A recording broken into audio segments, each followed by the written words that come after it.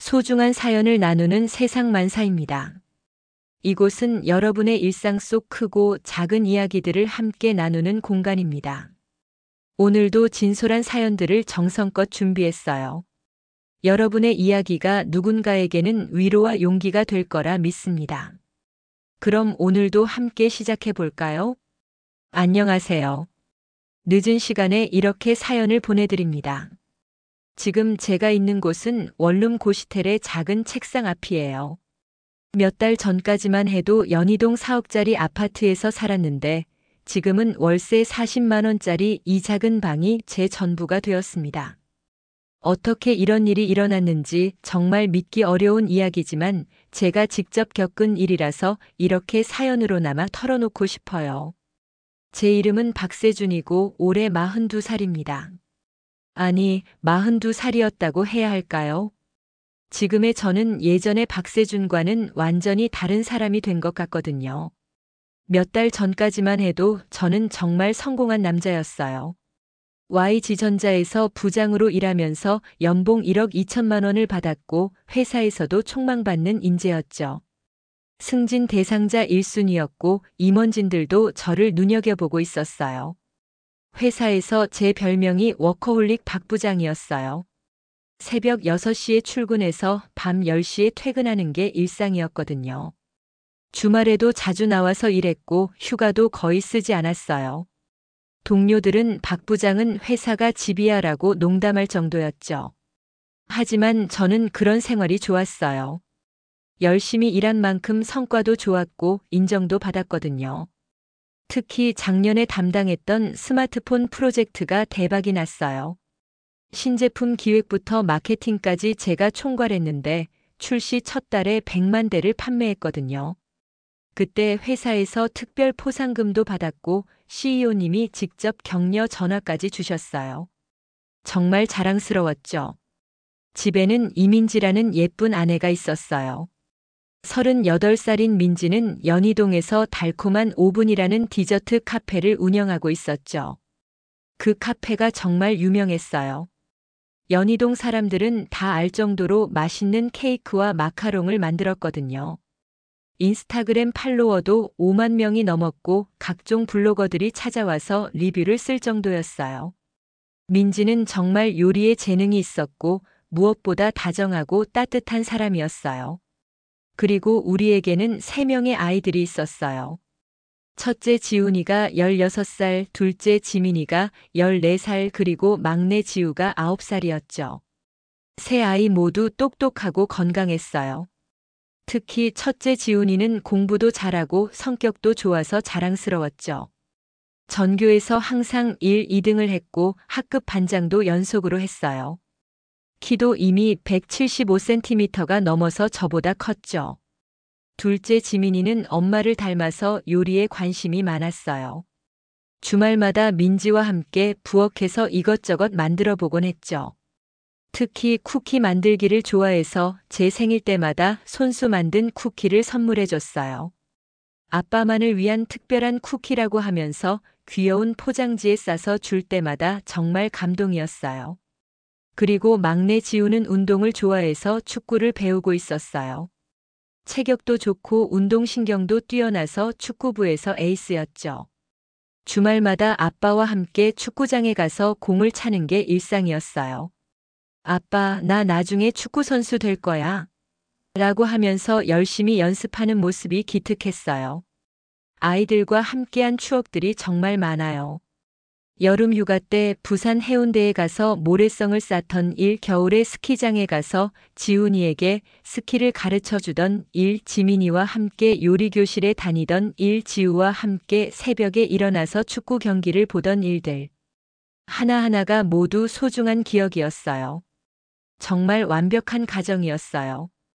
주말이면 가족들과 함께 한강공원에 나가서 피크닉을 하기도 하고 휴가철에는 제주도나 부산으로 여행을 다녔죠.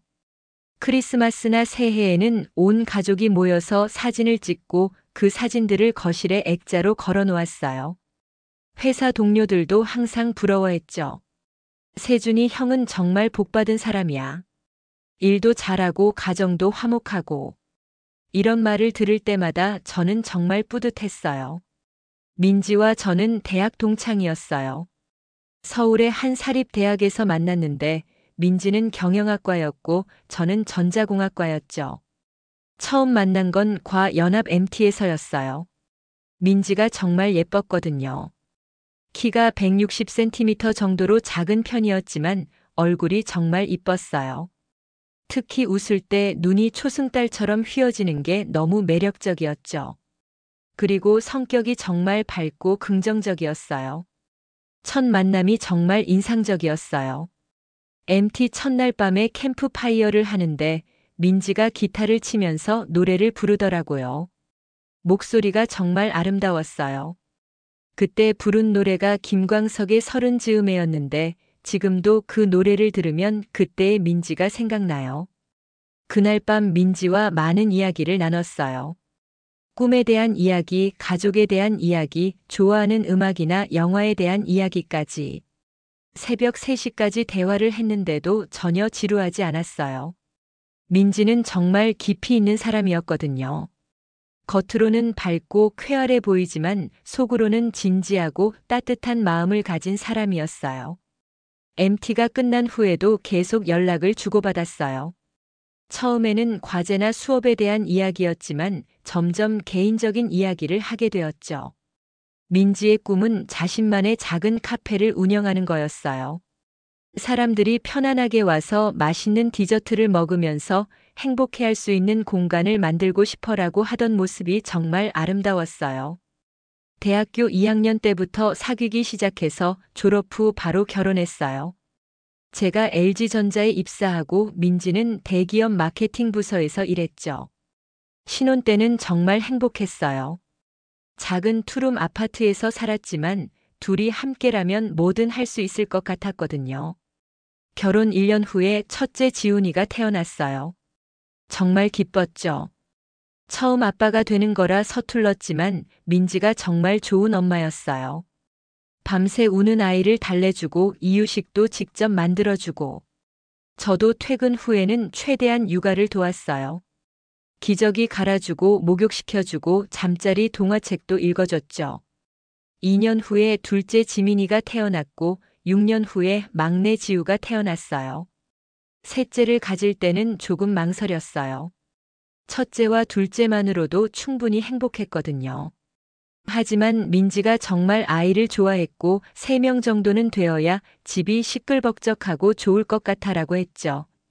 그래서 지우까지 낳게 되었어요. 제 인생에서 가장 행복한 시간들이었어요. 회사에서 승진도 꾸준히 하고 연봉도 계속 올랐죠. 민지는 둘째가 초등학교에 입학한 후부터 카페 창업을 준비했어요. 원래 요리하는 걸 좋아했거든요. 집에서도 항상 새로운 레시피를 시도해보고 아이들과 함께 쿠키나 케이크를 만들곤 했어요. 카페 창업 자금은 제가 대출을 받아서 마련했어요. 연희동에 20평 정도의 매장을 얻는데 보증금이 1억 원 정도 들었고 인테리어와 장비까지 합쳐서 총 2억 원 정도가 들었죠. 부담스러운 금액이었지만 민지의 꿈을 응원해주고 싶었어요. 그리고 제 연봉으로도 충분히 감당할 수 있는 수준이었거든요. 민지의 카페는 정말 성공적이었어요. 처음에는 동네 주민들만 오다가 입소문이 나면서 멀리서도 찾아오기 시작했죠. 특히 민지가 만드는 마카롱이 정말 유명했어요. 프랑스에서 배운 정통 레시피라면서 정말 색깔도 예쁘고 맛도 좋았어요. 제가 회사에 가져가면 동료들이 항상 어디서 샀냐고 물어볼 정도였죠. 주말에는 가족들이 함께 카페에 가서 시간을 보내곤 했어요. 아이들도 엄마가 일하는 모습을 보면서 뿌듯해했고, 저도 민지가 자신의 일에서 성취감을 느끼는 모습을 보면서 자랑스러웠어요. 정말 모든 게 완벽했어요.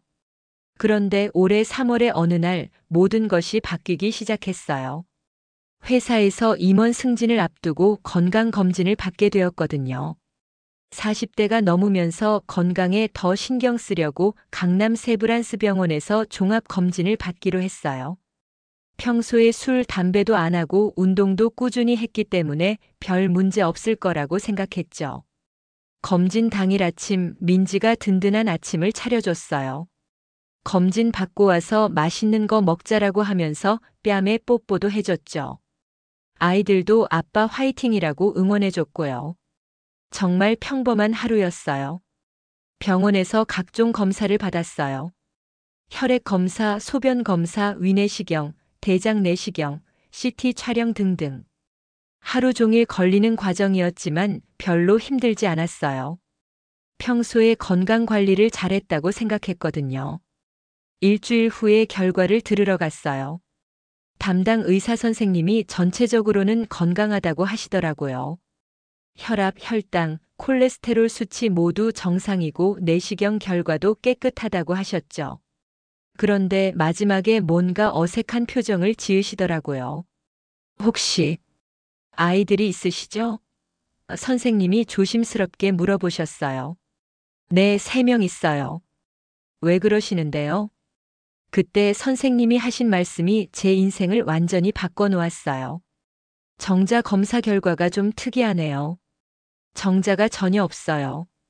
선천적 무정자증으로 보입니다. 처음에는 무슨 말인지 이해가 안 갔어요. 정자가 없다고? 그런데 아이가 3명이나 있는데? 선생님, 그럼 제가 아이를 가질 수 없다는 건가요? 그런데 저한테 아이가 3명이나 있는데요. 선생님이 당황스러워 하시더라고요. 그게 선천적 무정자증은 태어날 때부터 있는 거라서요. 지금까지 계속 그랬을 거예요. 그 순간 머릿속이 하얘졌어요. 세상이 돌아가는 것 같았고 숨이 막혔어요. 선생님이 뭔가 계속 설명을 하셨지만 전혀 들리지 않았어요. 마치 물속에 있는 것처럼 모든 소리가 멀게 들렸거든요. 심장이 너무 빨리 뛰어서 터질 것 같았어요. 손바닥에서는 식은땀이 흘렀고 다리에 힘이 풀려서 의자에서 일어날 수가 없었어요. 이게 꿈이겠지, 악몽이겠지라는 생각을 계속했어요. 하지만 선생님이 다시 한번 설명해 주시는 걸 들으니까 현실이더라고요. 그럼 제가 아이를 낳을 수 없다는 건가요? 제가 떨리는 목소리로 물어봤어요. 선천적 무정자증은 평생 변하지 않습니다. 태어날 때부터 지금까지 계속 그랬을 거예요. 선생님이 조심스럽게 말씀하셨어요. 그때부터 머릿속에서 온갖 생각들이 돌기 시작했어요. 지훈이가 처음 아빠라고 불렀던 순간, 지민이가 처음 걸음마를 뗐을 때 저에게 달려오던 모습, 지우가 태어나서 제 손가락을 꼭 잡던 순간들. 이 모든 기억들이 가짜였다는 건가요? 진료실에서 나와서 화장실에 들어가서 거울을 봤는데 제 얼굴이 새하얗게 질려 있었어요. 눈도 빨갛게 충혈되어 있었고 입술도 파르르 떨리고 있었어요. 정말 다른 사람 같았어요. 재검사를 해보시겠어요? 선생님이 물어보셨지만 저는 그럴 필요가 없다는 걸 직감적으로 알았어요. 그동안 제가 알고 있던 모든 것이 거짓이었다는 걸 깨달았거든요. 병원에서 나와서 차 안에 앉아 있는데 손이 너무 떨려서 핸들을 잡을 수가 없었어요. 온몸에서 식은땀이 났고 구역질이 났어요. 20년 가까이 같이 살아온 아내가, 제가 사랑한다고 생각했던 아이들이, 제가 완벽하다고 생각했던 가정이 모두 거짓말이었다는 거잖아요. 그날 밤 집에 들어갔을 때 민지가 평소처럼 밝게 맞아줬어요. 검진 결과 어땠어? 별 이상 없지? 하면서 웃으면서 물어보더라고요. 그 웃음이 이제는 너무 가짜같이 보였어요. 응, 별 이상 없대. 저는 거짓말을 했어요. 아직 확신이 서지 않았거든요. 혹시 다른 설명이 있을지도 모른다고 생각했어요. 그날 밤 잠을 전혀 잘 수 없었어요. 민지는 제 옆에서 평온하게 자고 있었는데 저는 천장만 바라보면서 온갖 생각을 했어요. 정말 아이들이 제 아이가 아닐까? 그럼 누구의 아이일까? 민지는 언제부터 거짓말을 했던 걸까? 다음 날부터 인터넷에서 무정자증에 대해 찾아봤어요. 의학 사이트도 보고 관련 논문도 찾아봤죠. 선천적 무정자증은 정말로 태어날 때부터 있는 거였어요. 치료할 수 있는 방법도 거의 없고 자연 임신은 불가능하다고 나와 있었어요. 그럼 정말로 아이들이 제 아이가 아니라는 거잖아요. 20년 가까이 아빠라고 불러온 새 아이가 제 아이가 아니라는 거예요. 말도 안 되는 일이었지만 의학적으로는 명확한 사실이었어요. 며칠 동안 정말 혼란스러웠어요. 회사에 가서도 일에 집중할 수 없었고 집에 와서도 가족들과 제대로 대화할 수 없었어요. 민지가 요즘 왜 그러냐고 물어봤지만 뭐라고 대답해야 할지 몰랐어요. 밤에 잠자리에 누워서도 계속 생각했어요. 정말 아이들이 제 아이가 아닐까? 그럼 민지는 언제부터 다른 남자와 관계를 가졌을까? 왜 저에게는 말하지 않았을까? 혹시 저도 모르는 사이에 인공수정이나 정자기증을 받은 건 아닐까? 온갖 가능성을 다 생각해 봤어요. 하지만 민지가 그런 시술을 받았다면 분명히 저에게 말했을 거예요. 그리고 병원 기록도 남아있을 테고요. 결국 가장 가능성이 높은 건 민지가 다른 남자와 관계를 가졌다는 거였어요. 일주일 정도 지난 후에 저는 조용히 조사를 시작하기로 했어요. 진실을 알아야 했거든요. 설마 했지만 정말로 민지가 다른 남자와 관계를 가졌다면 그 남자가 누구인지 알아야 했어요. 그리고 언제부터였는지 지금도 계속되고 있는지도 알아야 했어요. 처음에는 어떻게 조사해야 할지 막막했어요. 추리소설이나 영화에서나 보던 일이었거든요. 실제로 아내를 미행한다는 게 현실적으로 가능한 일인지도 의문이었어요. 먼저 민지의 휴대폰을 확인해 봤어요. 잠든 사이에 몰래 보려고 했는데 패스워드가 걸려 있었어요. 예전에는 패스워드가 없었는데 언제부터 걸어놨는지 모르겠더라고요. 여러 번 시도해 봤지만 풀 수 없었어요. 그래서 다른 방법을 생각해 봤어요. 민지의 카페에 누가 자주 오는지 관찰해 보기로 했어요. 토요일 오후에 일부러 카페 근처에 가서 지켜봤거든요. 평소와 다름없이 손님들이 많이 왔어요. 대부분 주변 주민들이나 젊은 연인들이었죠. 그런데 한 남자가 눈에 띄었어요. 키가 크고 꽤 잘생긴 남자였는데 민지와 너무 친근하게 대화하고 있었어요. 일반 손님과는 다른 분위기였죠. 민지가 그 남자에게 커피와 케이크를 직접 가져다 주면서 뭔가 이야기를 나누고 있었어요. 집에 와서 민지에게 자연스럽게 물어봤어요. 오늘 카페에 손님 많이 왔어? 응, 주말이라 그런지 바쁘더라. 아, 그런데 현우가 왔었어. 현우?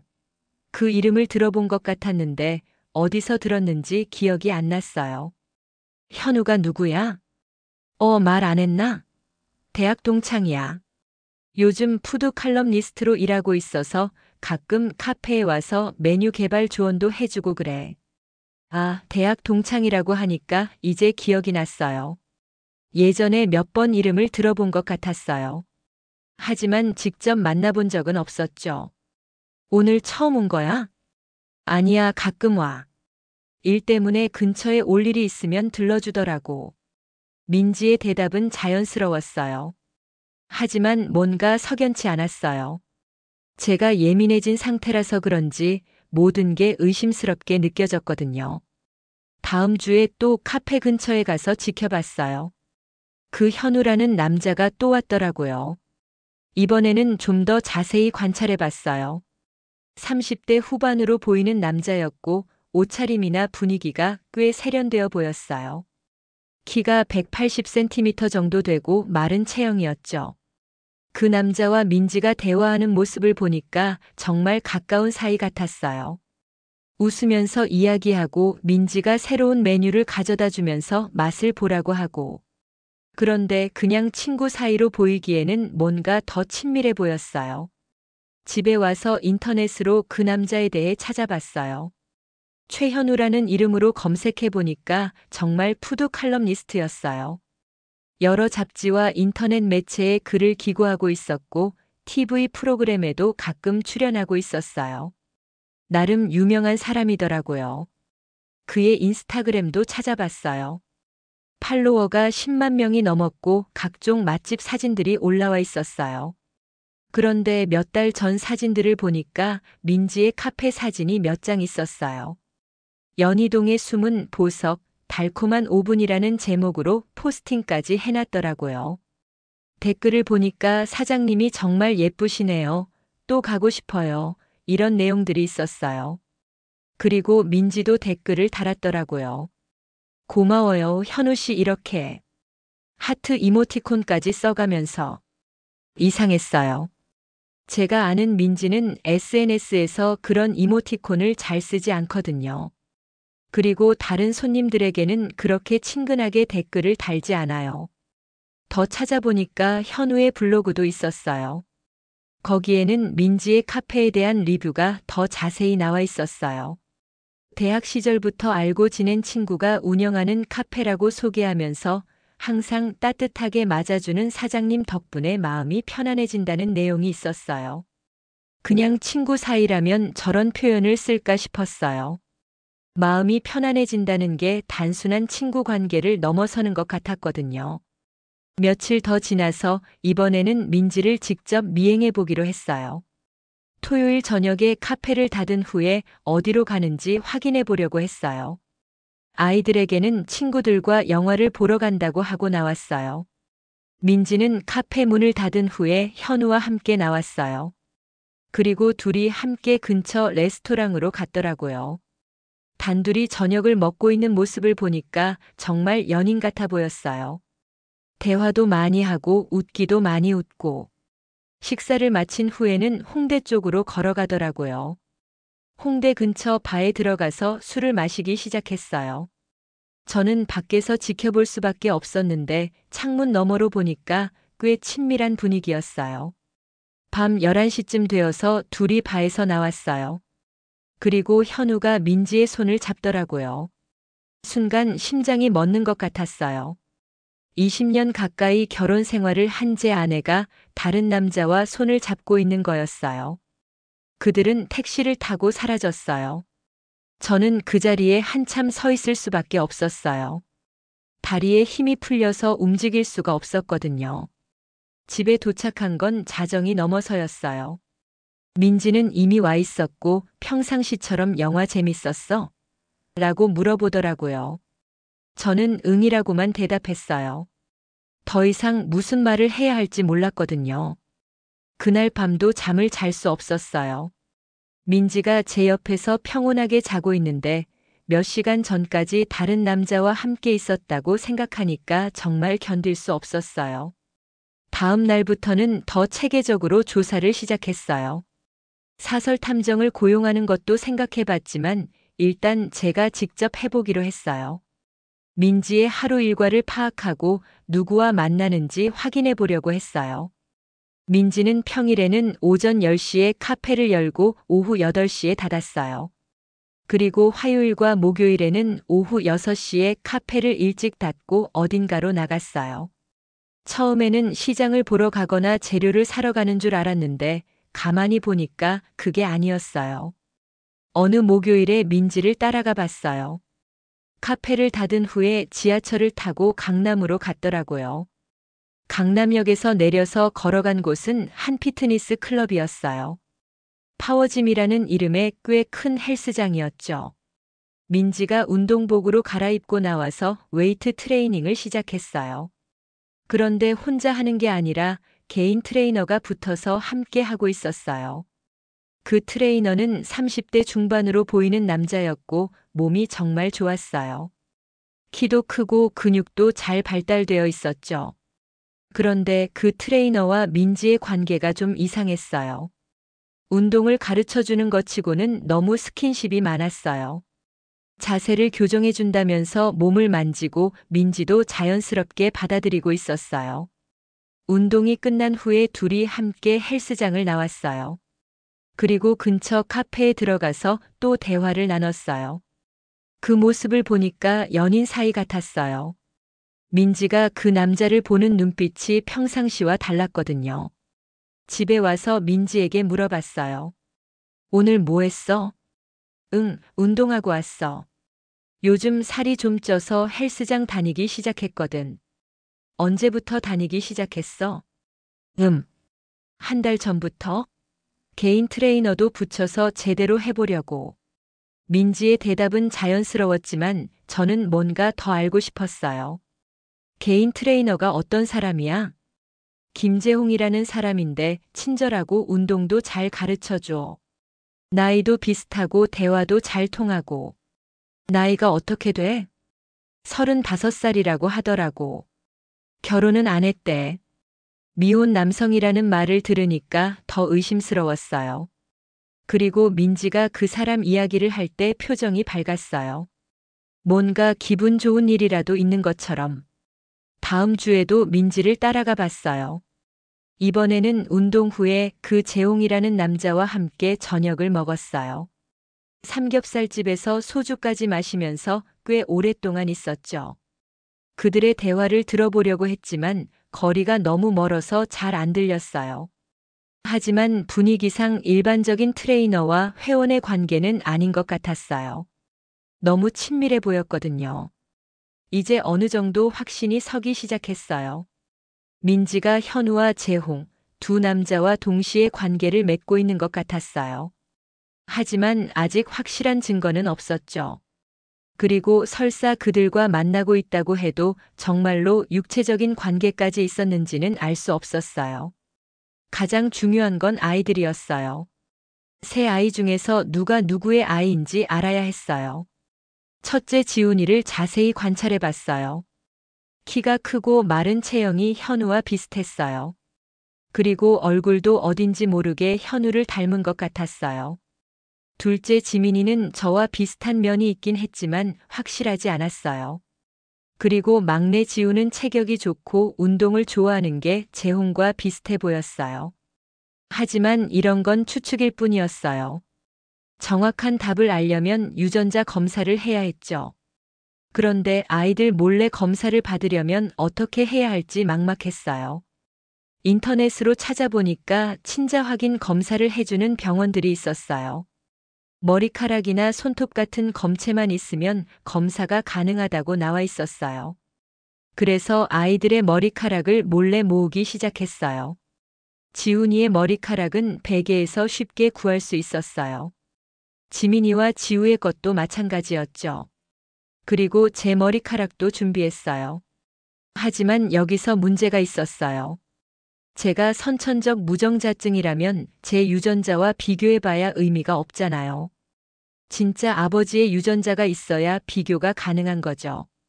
현우와 재홍의 유전자를 어떻게 구할지 고민했어요. 민지의 카페에 가서 현우가 쓴 컵을 가져오는 것도 생각해봤지만 너무 위험했어요.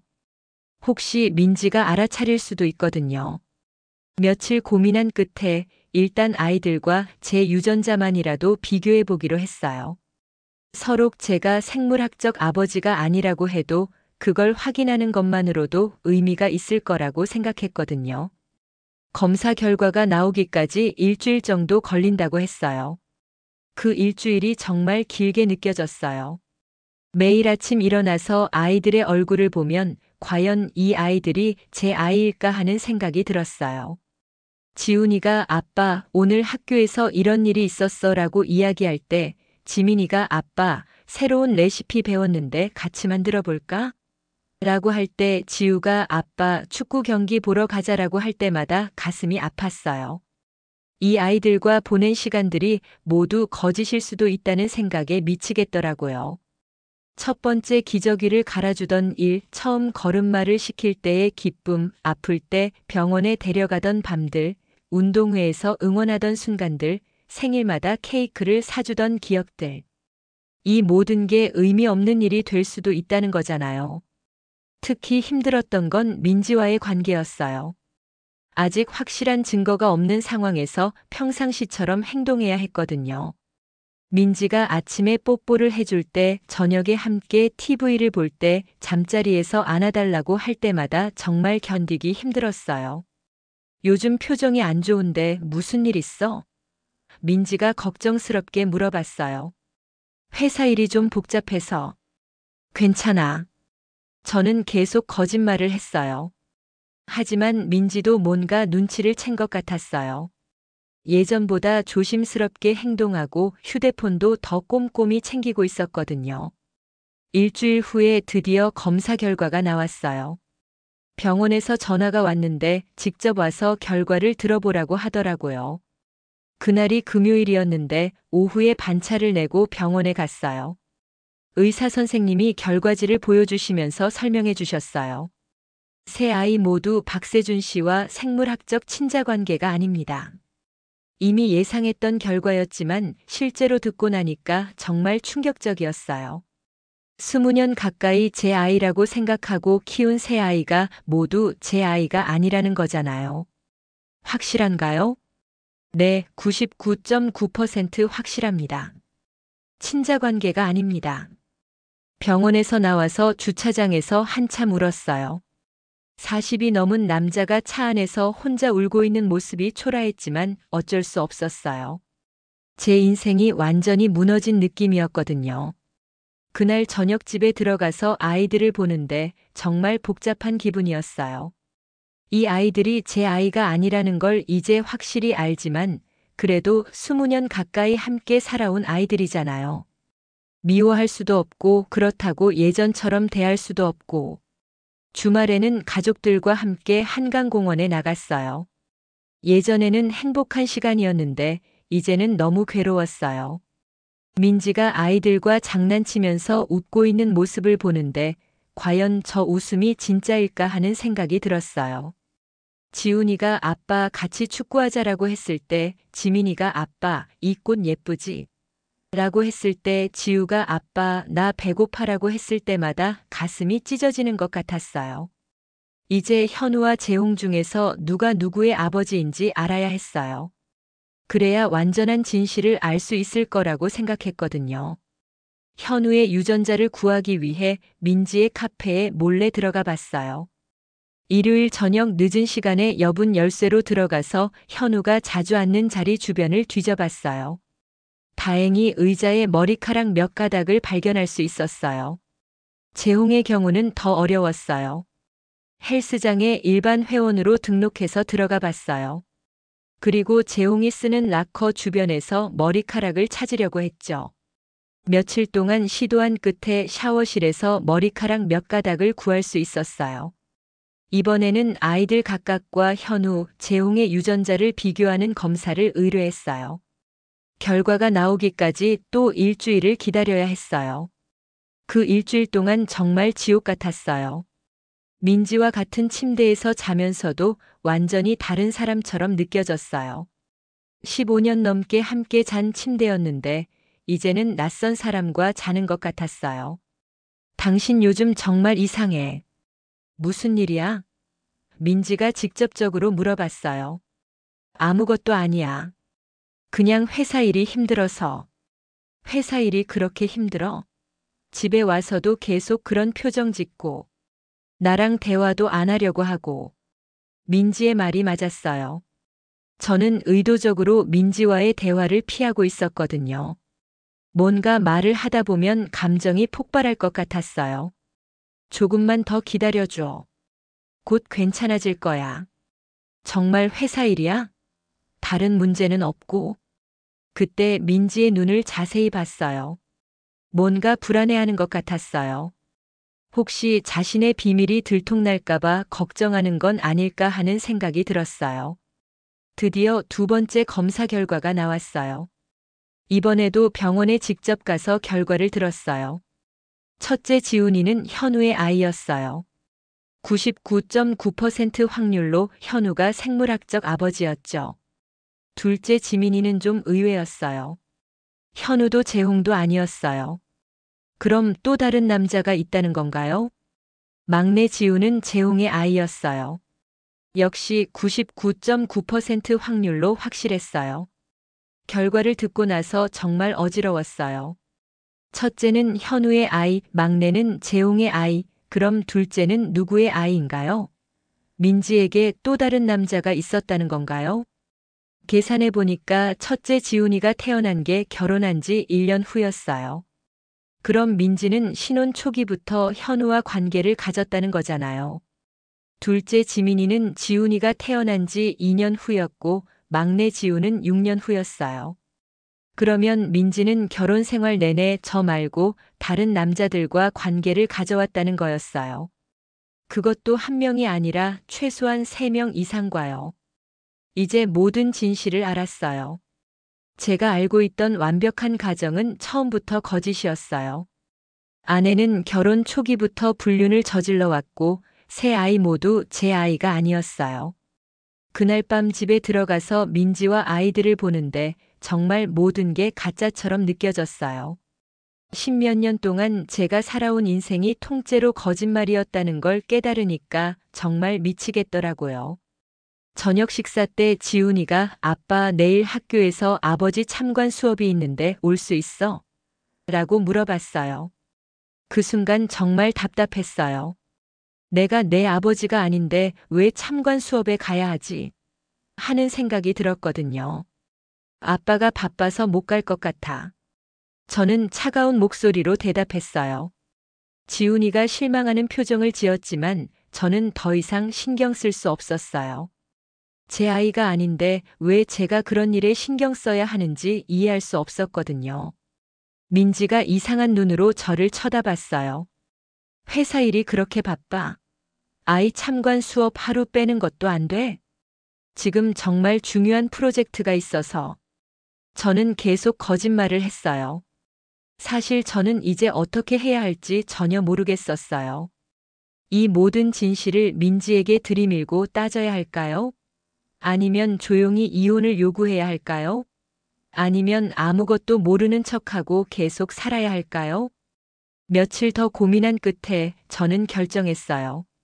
민지와 직접 대면해서 모든 걸 털어놓게 하기로 했어요. 그래야 제가 마음의 평화를 찾을 수 있을 것 같았거든요. 하지만 그 전에 좀 더 확실한 증거를 모으고 싶었어요. 민지가 부인할 수도 있잖아요.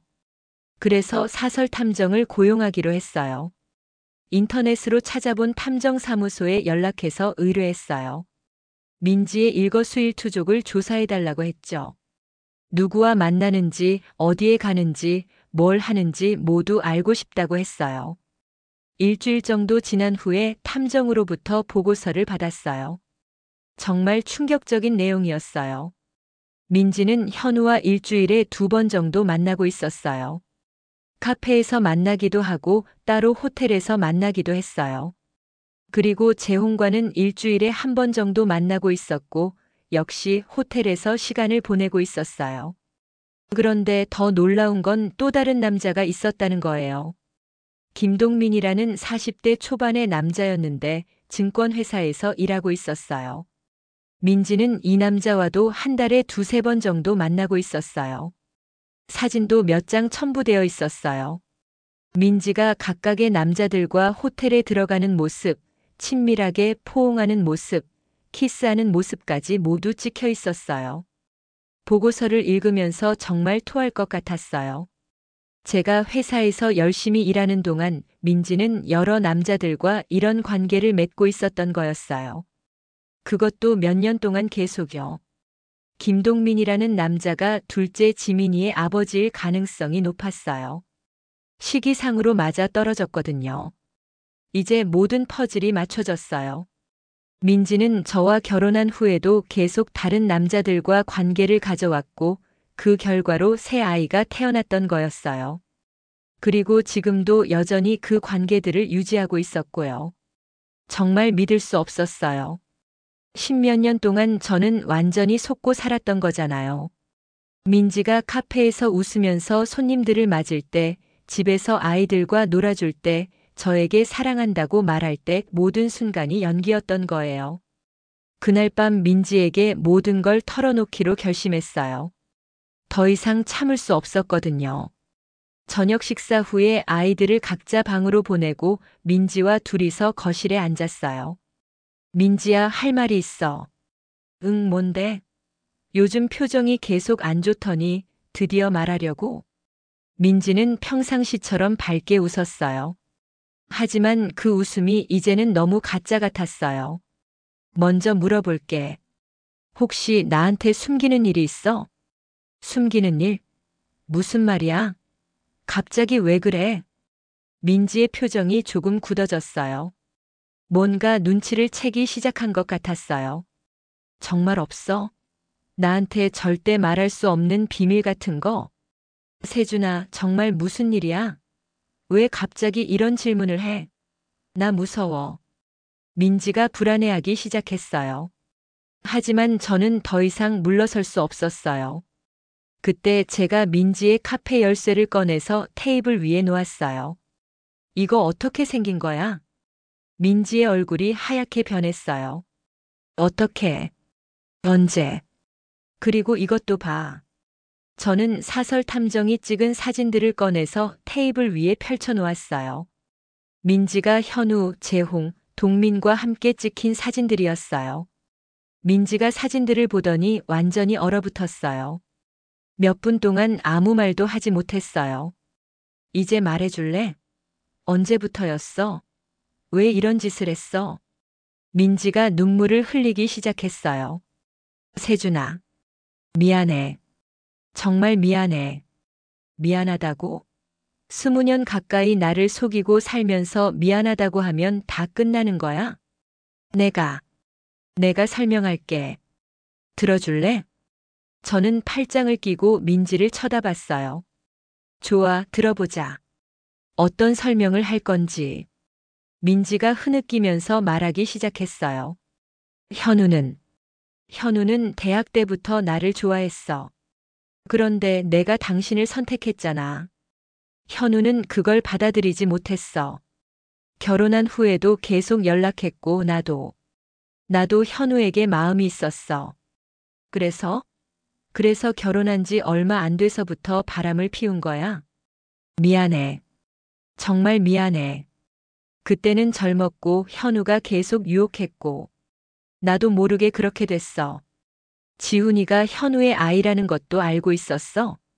민지가 고개를 끄덕였어요. 알고 있었어. 하지만 당신이 정말 좋은 아빠였고 지훈이도 당신을 아빠라고 부르는 게 좋아 보였어. 재홍은 어떻게 만났어? 지훈은 또 왜 재홍의 아이야? 재홍은 몇 년 전에 우연히 만났어. 헬스장에서. 처음에는 정말 운동만 배우려고 했는데. 그런데 또 관계를 가진 거야? 이미 현우와 바람을 피우고 있으면서. 미안해. 정말 미안해. 내가 너무 못된 거 알아. 동민이라는 남자는 또 뭐야? 지민이가 그 사람 아이야? 민지가 더 크게 울기 시작했어요. 동민이는 카페 단골 손님이었어. 지민이가. 그래, 동민이의 아이야. 저는 정말 화가 치밀어 올랐어요. 그럼 세 아이가 모두 다른 남자들의 아이라는 거네. 나는 뭐야? 바보야? 아니야. 당신을 사랑했어. 정말 사랑했어. 하지만 뭐? 사랑하면서 다른 남자들과 잠자리를 가져. 그게 사랑이야? 민지가 무릎을 꿇고 제 앞에 앉았어요. 세준아, 정말 미안해. 나를 용서해줘. 다시는 이런 일 없을 거야. 용서? 20년 동안 나를 속이고 살면서 이제 와서 용서해달라고. 그때 갑자기 지훈이가 방에서 나왔어요. 아빠, 엄마, 왜 그렇게 큰 소리로 얘기해? 무슨 일이야? 민지와 저는 당황해서 아무 말도 할 수 없었어요. 지훈이가 테이블 위의 사진들을 보더니 고개를 갸우뚱했어요. 이 사진들은 뭐야? 엄마가 다른 아저씨들과 찍은 사진인가? 민지가 급하게 사진들을 치우면서 아무것도 아니야, 지훈아. 빨리 방에 들어가서 자렴이라고 했어요.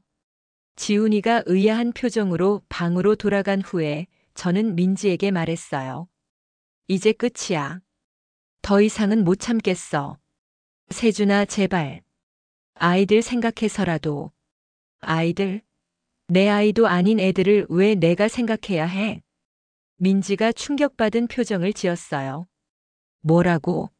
무슨 말이야? 난 선천적 무정자증이야. 아이를 가질 수 없어. 그러니까 세 아이 모두 내 아이가 아니라는 거야. 민지가 완전히 절망한 표정을 지었어요. 그럼 그럼 당신이 모든 걸 알고 있었다는 거야? 응, 다 알고 있어. 현우, 재홍, 동민. 누가 누구의 아빠인지도 다 알아. 그 순간 민지가 바닥에 주저앉으면서 울기 시작했어요. 정말 절망적으로 울었어요. 세준아, 미안해. 정말 미안해. 나 정말 바보 같았어. 당신이 나를 사랑했던 시간들이 거짓은 아니었어. 나도 당신을 정말 사랑했어. 하지만 그 말이 저에게는 전혀 들어오지 않았어요. 20년 동안 거짓말을 해온 사람의 말을 어떻게 믿을 수 있겠어요? 이제 어떻게 할 거야? 제가 차갑게 물어봤어요. 나는 어떻게 하면 돼? 당신이 원하는 대로 할게. 이혼하자. 세준아, 제발. 이혼하자고. 더 이상 이런 식으로는 못 살겠어. 민지가 더 크게 울면서 제발 다시 한번 기회를 달라고 했지만 저는 마음을 바꿀 생각이 없었어요. 내일부터 이혼 절차를 밟을 거야. 위자료나 양육비는 요구하지 않을게. 대신 나는 이 집에서 나갈 거야. 아이들은 어떻게 하려고? 지훈이와 지민이와 지우는 어떻게 하려고? 그건 네가 알아서 해. 진짜 아빠들이 있잖아. 그날 밤 저는 짐을 쌌어요. 십몇 년 동안 모아온 물건들이었지만 정작 가져갈 건 별로 없었어요. 옷 몇 벌과 개인적인 물건들, 그리고 몇 권의 책 정도였죠. 아이들은 아직 상황을 제대로 이해하지 못했어요. 다음 날 아침에 제가 짐을 들고 나가려고 하니까 지훈이가 아빠 어디 가는 거야? 라고 물어봤어요. 아빠가 잠깐 다른 데서 살아야 할 것 같아. 언제 돌아와? 저는 대답할 수 없었어요. 이 아이에게 너는 내 아이가 아니야 라고 말할 수는 없었거든요. 지민이와 지우도 마찬가지였어요. 아빠, 나도 같이 갈래라고 하는 지우를 보면서 정말 마음이 아팠어요. 이 아이들에게는 죄가 없잖아요. 하지만 저는 더 이상 이들의 아버지 역할을 할 수 없었어요.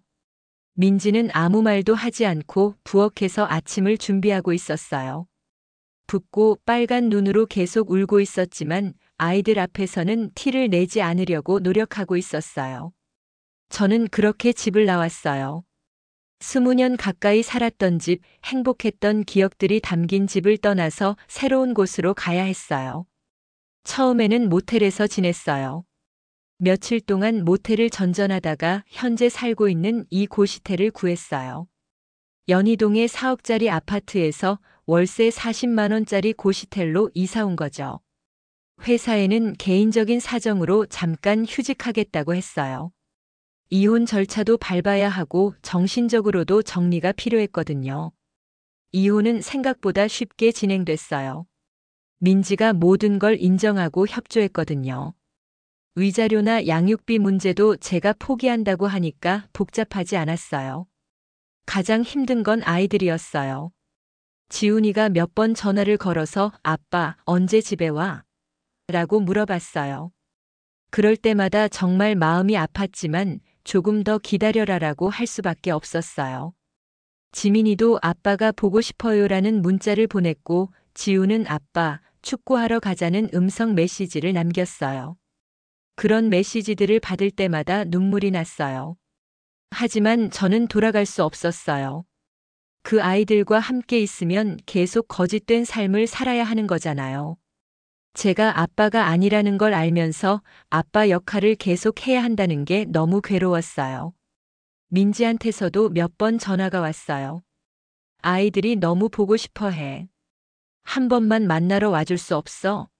라고 했지만 저는 거절했어요. 한 번 만나면 또 흔들릴 것 같았거든요.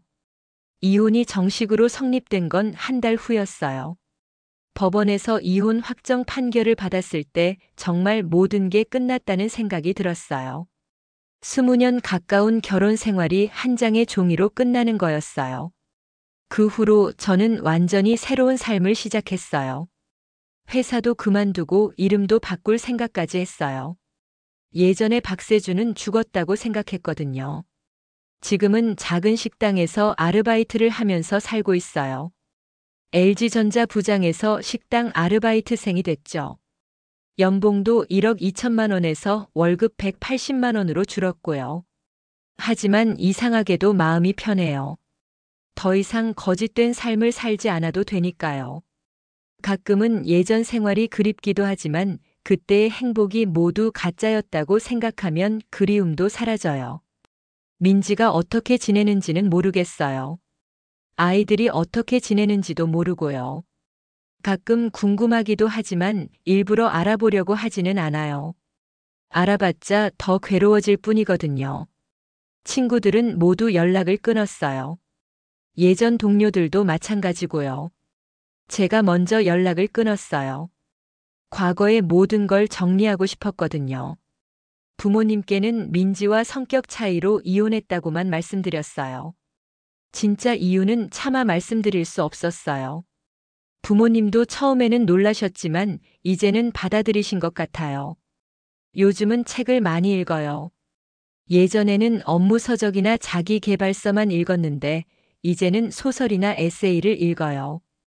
특히 인생에 대한 철학적인 책들을 즐겨 읽어요. 그리고 새로운 취미도 생겼어요.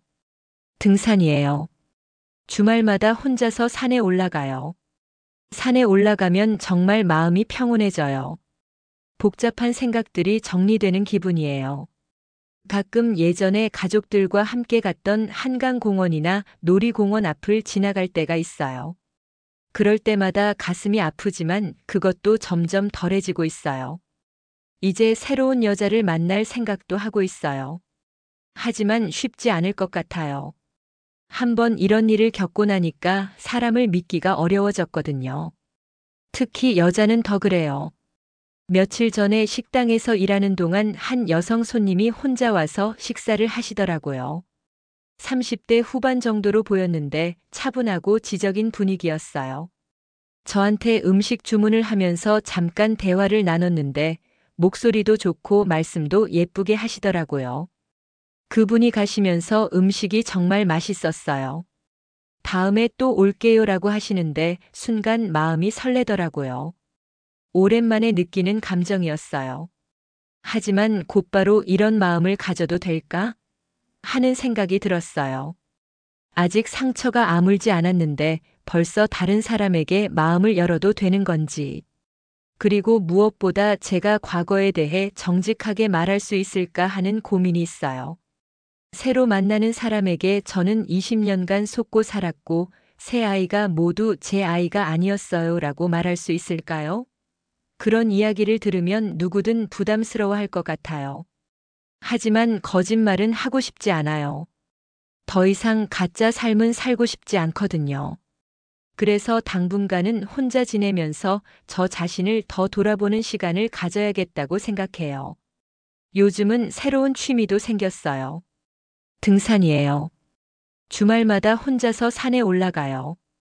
처음에는 북한산 같은 가까운 산부터 시작했는데 이제는 설악산이나 지리산 같은 큰 산에도 도전하고 있어요. 산에 올라가면 정말 마음이 평온해져요. 복잡한 생각들이 정리되는 기분이에요. 특히 새벽에 산에 올라가서 일출을 보는 걸 좋아해요. 해가 떠오르는 모습을 보면서 오늘도 새로운 하루가 시작되는구나 하는 생각을 해요. 과거의 아픈 기억들은 어제로 보내고 오늘은 새로운 마음으로 살아가려고 노력해요. 산에서 만나는 다른 등산객들과도 가끔 대화를 나눠요. 대부분 저처럼 혼자 오신 분들인데 각자 나름의 이유가 있으신 것 같아요. 누군가는 건강을 위해, 누군가는 스트레스 해소를 위해, 누군가는 저처럼 마음의 상처를 치유하기 위해 오시는 거죠. 얼마 전에 만난 50대 남성분이 인상적이었어요. 그분도 이혼을 하셨다고 하시더라고요. 산에 오면 모든 게 작아 보여요. 내 문제도 내 아픔도 저 큰 산 앞에서는 작은 점 같아져요 라고 하시는 말씀이 정말 와닿았어요. 요즘은 작은 계획들도 세우고 있어요. 일단 식당 일을 1년 정도 더 하면서 돈을 모으려고 해요. 그리고 나서는 작은 가게라도 하나 내고 싶어요. 뭘 할지는 아직 정하지 못했지만 제가 직접 운영할 수 있는 작은 사업을 해보고 싶어요. 생각해보니 20년 동안 회사에만 다녔는데 제가 정말 좋아하는 일이 뭔지 모르겠더라고요. 가족을 위해서 돈을 벌기 위해서만 일했지 제 자신을 위한 일은 해본 적이 없었어요. 이제는 제가 진짜 하고 싶은 일을 찾아보려고 해요. 제가 이 사연을 보내는 이유는 혹시 비슷한 상황에 있는 분들이 계실까 봐서예요. 만약 여러분의 가정에 뭔가 이상한 징후가 있다면 정확히 알아보시는 게 좋을 것 같아요. 모르고 사는 것보다는 알고 사는 게 낫거든요. 물론 진실을 아는 게 항상 좋은 건 아니에요. 저처럼 모든 걸 잃을 수도 있거든요. 하지만 거짓 위에 세워진 행복은 언젠가는 무너지게 되어 있어요. 그리고 혹시 제 아내 민지처럼 바람을 피우고 있는 분들이 계시다면 정말 그만두시길 바라요. 들킬 확률이 100%는 아니지만 언젠가는 들키게 되어 있어요. 그때가 되면 모든 걸 잃게 될 거예요. 저는 이제 40이 넘었지만 새로운 인생을 시작하려고 해요. 늦었다고 생각할 수도 있지만 앞으로 살아갈 날이 더 많잖아요. 거짓된 과거는 잊고 진짜 제 삶을 살아보려고 해요. 마지막으로 혹시 제 이야기를 듣고 계신 민지가 있다면 말하고 싶어요. 당신이 나를 사랑했던 시간들이 거짓은 아니었다고 했지만 저에게는 모든 게 거짓으로 느껴져요. 진짜 사랑이었다면 그런 짓을 할 수 없었을 거거든요. 그리고 아이들에게도 미안해요. 지훈이, 지민이, 지우야. 아빠가 갑자기 사라져서 많이 혼란스럽고 슬플 거야. 하지만 아빠도 어쩔 수 없었어. 언젠가 너희가 다 커서 이 상황을 이해할 수 있을 때가 오면 아빠를 이해해줬으면 좋겠어. 제 이야기는 여기서 끝이에요. 긴 사연 들어주셔서 감사해요. 제가 이런 이야기를 누군가에게 털어놓는 건 이번이 처음이에요. 그동안 혼자 가슴속에 담아두고 살았거든요. 혹시 제 사연을 듣고 계신 분들 중에 가정에 문제가 있다고 느끼시는 분이 계시다면 정확히 확인해 보시길 바라요. 그리고 행복한 가정을 가지고 계신 분들은 그 행복을 소중히 여기시길 바라요. 저는 이제 새로운 삶을 향해 걸어가려고 해요. 비록 예전만큼 풍요롭지는 못하겠지만 적어도 진실한 삶을 살 거예요. 더 이상 속지도 않고 속이지도 않는 삶을요. 여러분도 모두 행복하시길 바라요. 그리고 진실한 사랑을 만나시길 바라요. 제가 겪은 일은 여러분께는 일어나지 않기를 진심으로 바랍니다. 새벽 3시가 넘었네요. 이제 잠자리에 들어야겠어요. 내일도 식당에서 일해야 하거든요. 하지만 오늘 밤은 이 사연을 쓰면서 마음이 조금 가벼워진 것 같아요. 제 이야기를 끝까지 들어주신 모든 분들께 감사드려요. 그리고 이런 기회를 주신 라디오 프로그램에도 감사해요. 덕분에 그동안 혼자 끙끙 앓던 이야기를 털어놓을 수 있었어요. 모든 분들이 행복하시길 바라면서 이만 줄이겠습니다. 감사합니다. 영상이 재미있으셨다면 구독과 좋아요, 댓글까지 부탁드리고 오늘도 건강하고 행복한 하루 되시길 바랍니다.